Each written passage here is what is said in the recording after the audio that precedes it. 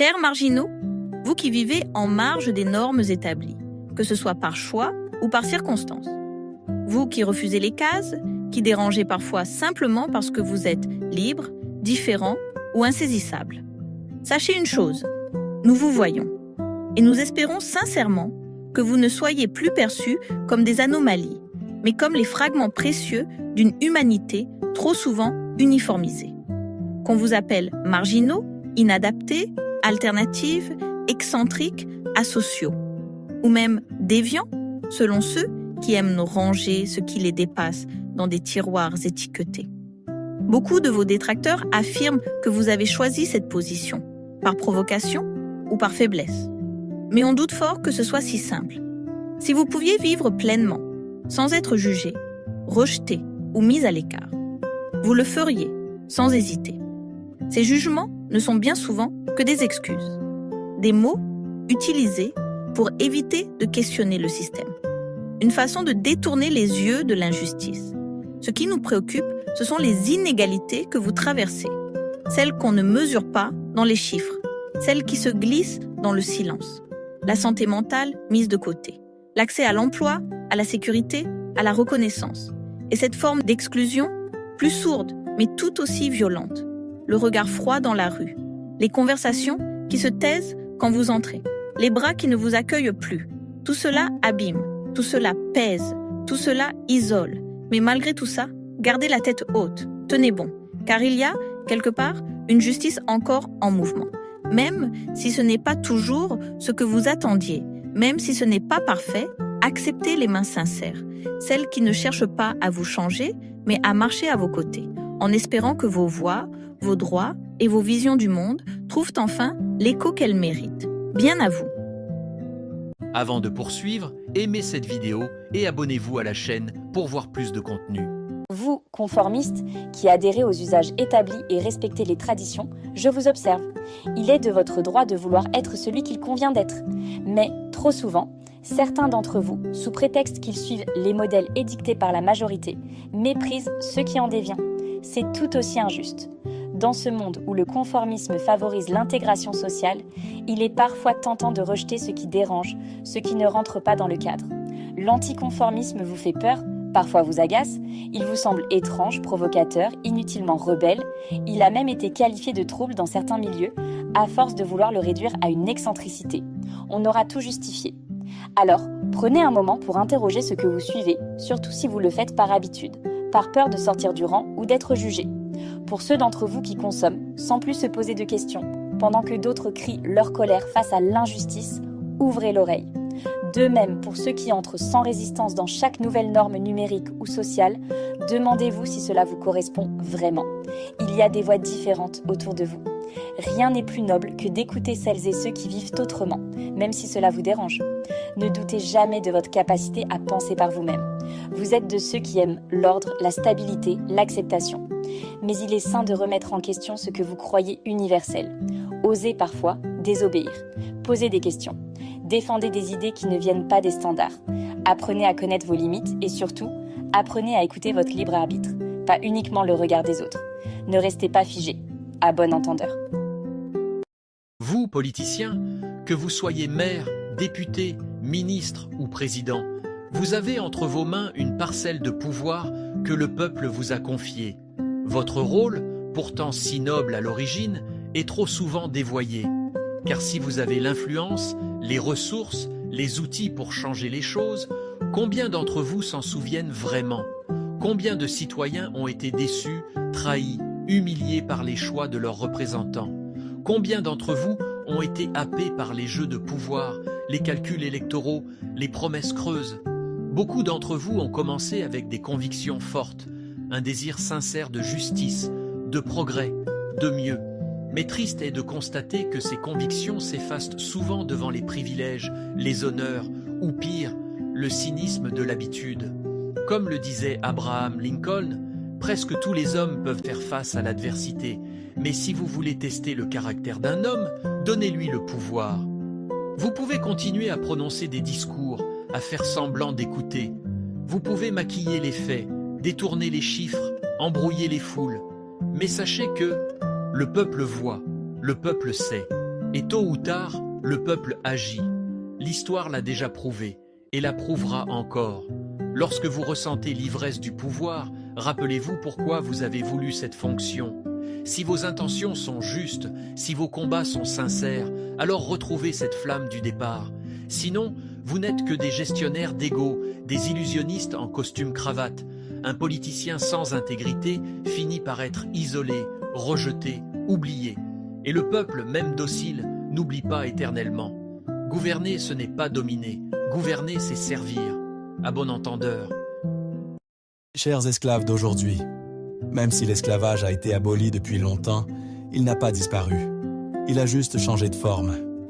Aujourd'hui, plus de 40 millions de personnes vivent encore dans des conditions inhumaines, dans le silence, dans l'ombre. Et si vous en faites partie, sachez une chose, vous n'êtes pas seul. On ne vous oublie pas. On sait que ce n'est pas un choix, que parfois c'est la misère, l'espoir d'une vie meilleure, ou la peur qui vous pousse à accepter l'inacceptable. L'esclavage moderne, c'est la traite des êtres humains, la servitude pour dette, le travail forcé, l'esclavage sexuel, les mariages forcés et le travail des enfants. Si vous traversez l'enfer, si vous pensez parfois à tout arrêter, tenez bon, la justice existe. Et si elle ne vient pas ici, elle vous attend ailleurs. Votre douleur est vue, votre combat compte. Des personnes, des associations, des combattants de l'ombre sont là pour vous. Et même s'ils sont peu nombreux, même s'ils ont peu de moyens, ils ne lâcheront jamais. Parce qu'ils savent une chose, chaque être humain est né libre et doit le rester. N'oubliez jamais, Dieu est toujours du côté de ceux qui souffrent.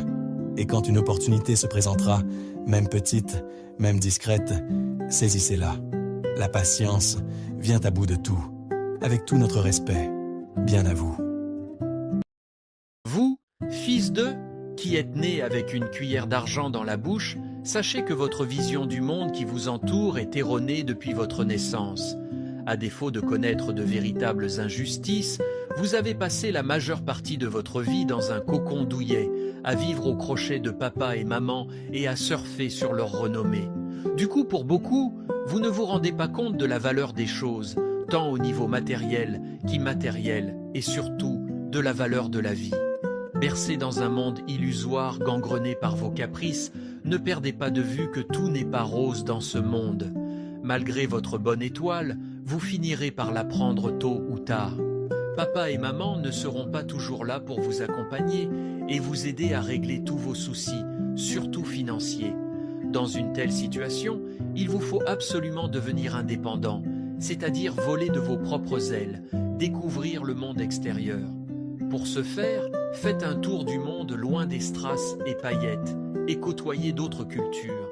Cela vous permettra peut-être d'avoir les idées claires sur les dures réalités de ce monde, d'être pour le coup moins égoïste et d'éviter de ne penser qu'à votre personne.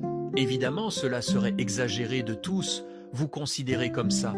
Mais pour ceux qui s'y reconnaissent, il est nécessaire que vous rectifiez le tir. Il n'est jamais trop tard. À bon entendeur. Chers collègues, comment vous dire à quel point vous représentez beaucoup dans nos quotidiens professionnels? Vous avez été là dans les périodes de stress comme dans les moments de réussite, à échanger vos compétences, à prêter une oreille attentive et parfois même à partager bien plus que des missions. Un peu de votre humanité. Le collègue est le témoin discret de notre parcours professionnel. Et avant tout, un bon collègue n'est pas seulement celui qui vous aide à corriger une erreur, mais aussi celui qui fait en sorte que vous ne la commettiez pas. Que l'on se soit croisé à la machine à café ou que l'on collabore depuis des années, il arrive un moment où le lien dépasse le simple cadre du travail.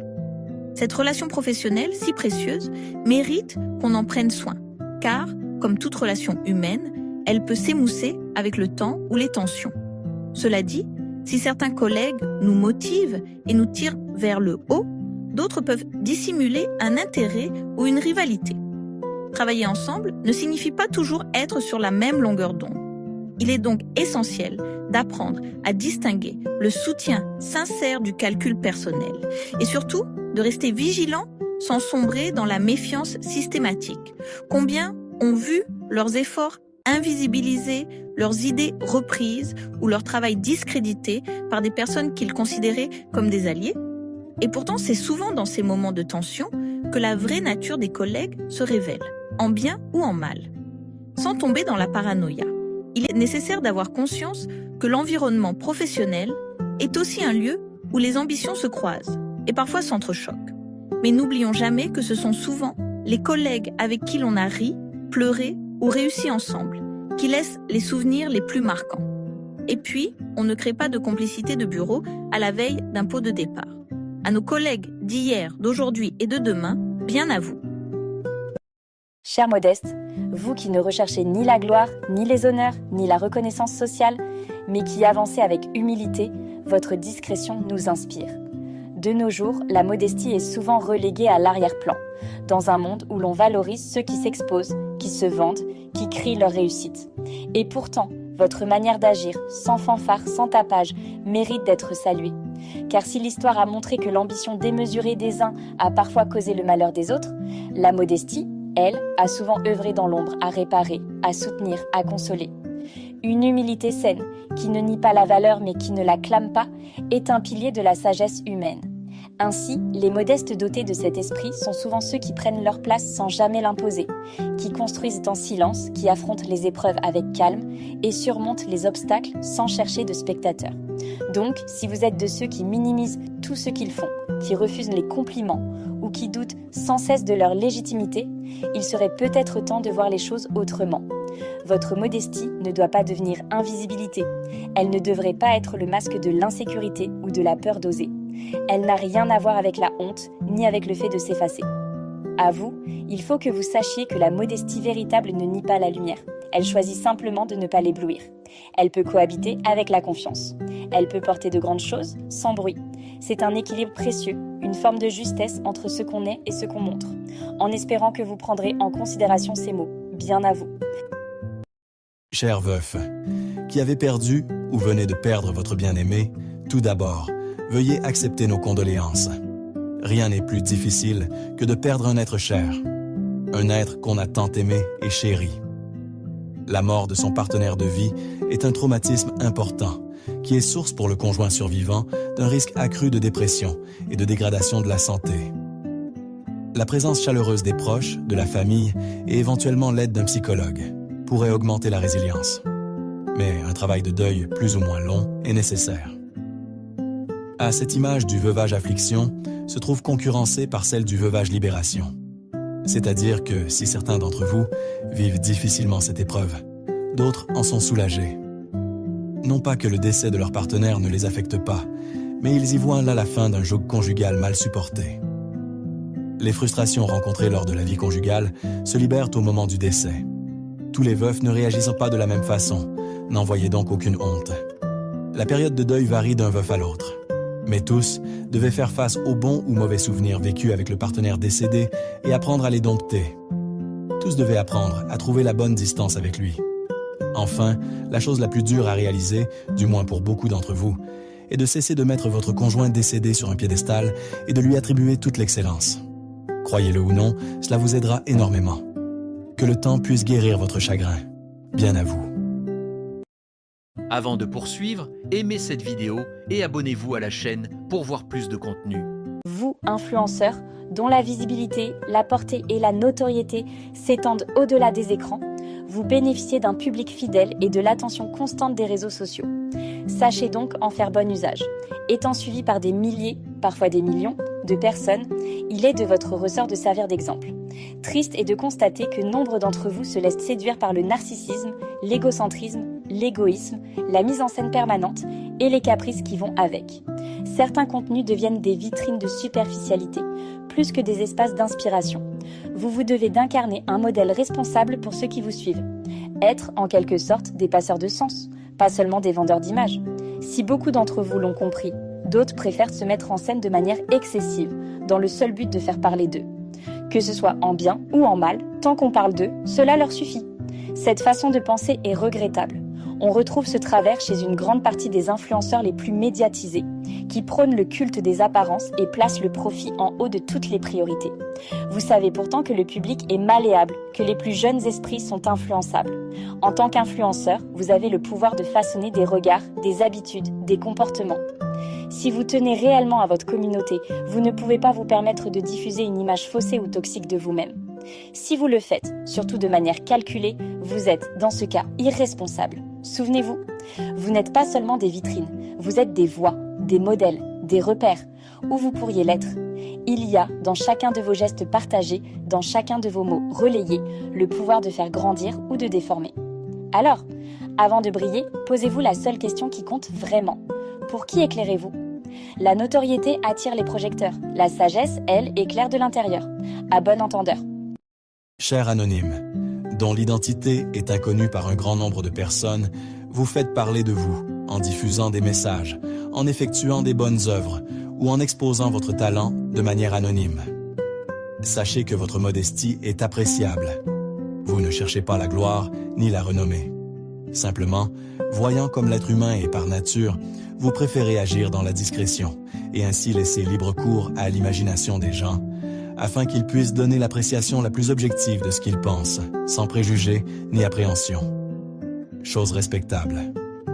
Une citation, d'ailleurs anonyme, résume assez bien votre mental. Je cite « Si j'ai choisi l'anonymat, c'est une manière de m'adresser plus directement à l'éventuel lecteur, le seul personnage ici qui m'intéresse. Puisque tu ne sais pas qui je suis, tu n'auras pas la tentation de chercher les raisons pour lesquelles je dis ce que tu lis. Laisse-toi aller à te dire tout simplement. C'est vrai, c'est faux. Ça me plaît, ça ne me plaît pas. Un point, c'est tout. » Fin de citation. En espérant que vous continuerez à susciter la curiosité auprès des gens et surtout à leur faire réfléchir. Bien à vous.